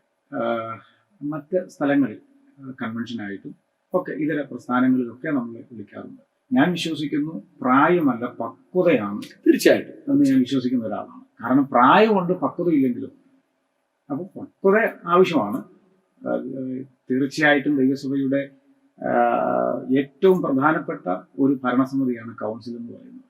അപ്പം അവിടെ ദൈവസഭ കുഴപ്പമില്ല, ഇദ്ദേഹം അവിടെ എത്തിയാൽ ന്യായമായി കാര്യങ്ങൾ ചെയ്യും എന്നുള്ള ഒരു തീരുമാനം അവർക്കുണ്ടായി എന്നെ അവിടെ എത്തിച്ചെങ്കിൽ, അവിടെ നിന്ന് തെരഞ്ഞെടുത്ത് ഗവേണിംഗ് ബോഡി എന്ന് പറയുന്ന നാഷണൽ തലത്തിലുള്ള ഒരു ലീഡർഷിപ്പിലേക്ക് എന്നെ എത്തിച്ചെങ്കിൽ, അപ്പോൾ അതുകൊണ്ട് പക്വതയാണ് ആവശ്യം എന്ന് എനിക്ക് തോന്നുന്നുണ്ട്. ആക്ഷേപരഹിതമായ ശുശ്രൂഷകൾ നയിക്കാനുള്ള കൃപ ദൈവം തന്നിട്ടുണ്ട്. അത് ഞാൻ വിശ്വസിക്കുന്നു. തീർച്ചയായിട്ടും അങ്ങനെയുള്ള ഒരു ബോധ്യം നമുക്ക് തന്നെ ഉണ്ടാകുമ്പോഴാണ് നമ്മൾ പലതും പ്രവർത്തിക്കാനുള്ള മറ്റൊരു തലത്തിലേക്ക് പോകണം എന്നുള്ള ചിന്ത നമ്മെ ഭരിക്കുന്നത്. ദൈവസഭ ഭരിക്കപ്പെടേണ്ടത് ദൈവത്താലാണ്. എന്നാൽ സഭ എന്ന് പറയുന്നത് സ്ഥാപനവൽക്കരിക്കപ്പെട്ടപ്പോൾ അതിനൊരു ഭരണ നേതൃത്വം ഉണ്ടാകേണ്ടതാണ്.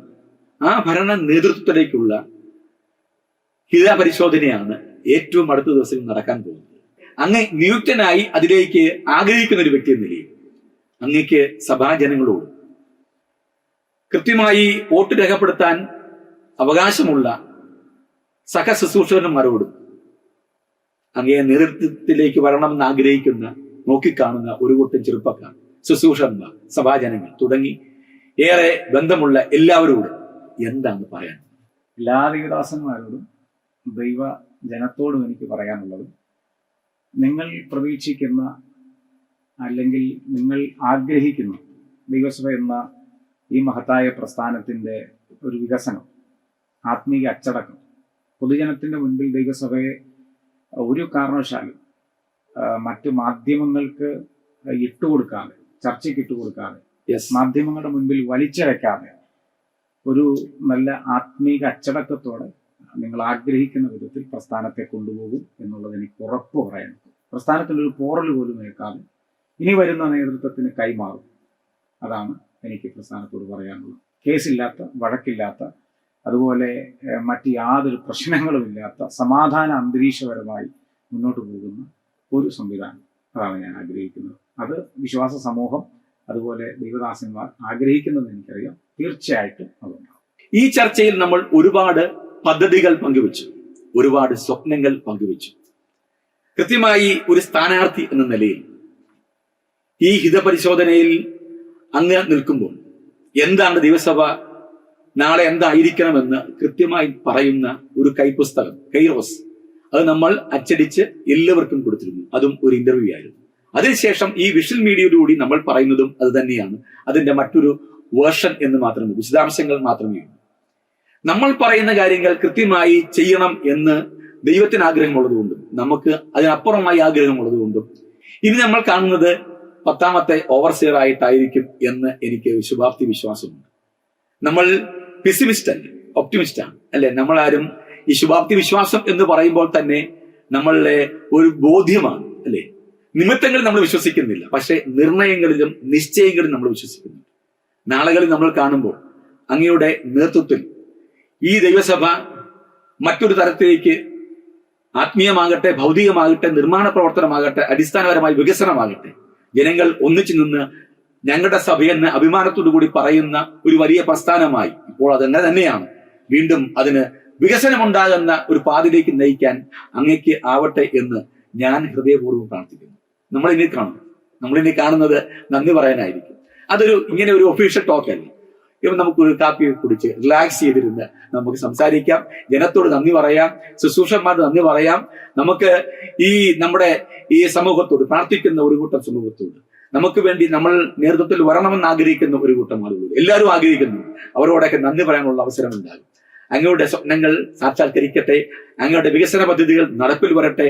അതിന് ദൈവം മാത്രമേ നിശ്ചയിച്ചാലേ കഴിയുള്ളൂ അല്ലേ? ദൈവത്താൽ നിയുക്തനായി ആ ശുശ്രൂഷയിലേക്ക് വരാൻ, ആ നേതൃത്വം ഏറ്റെടുക്കാൻ അങ്ങേക്ക് കഴിയട്ടെ. എല്ലാവിധമായ വിജയ ആശംസകൾ.